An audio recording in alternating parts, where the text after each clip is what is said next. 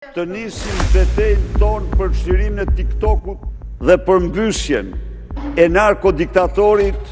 Kryeministri Edi Rama ka vendosur të mbyllë për një vit platformën TikTok në Shqipëri, një vendim që ka shkaktuar reagime të forta nga opozita dhe përdoruesit. Lajmi u bë i ditur nga ministri i Arsimit Ogerta Manasteliu, e cila argumentoi se ky hap vjen pas një procesi të gjatë të konstatuar dhe me prindërit mbi ndikimin e platformës me sigurinë shëndeto-psikoemocional të fëmijëve. Sipas saj, shumica e prindërve të anketuar ishin në favor të kufizimit të TikTok.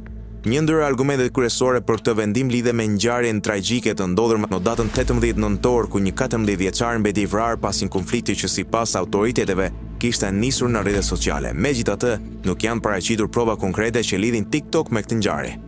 Edi Rama deklaroi se qeveria ka kryer analiza teknologjike dhe se do të duhet deri në 8 javë për të realizuar mbylljen. Ai shtoi se gjatë këtij viti do të vlerësohen situata dhe vendimet e vendeve të tjera për TikTok.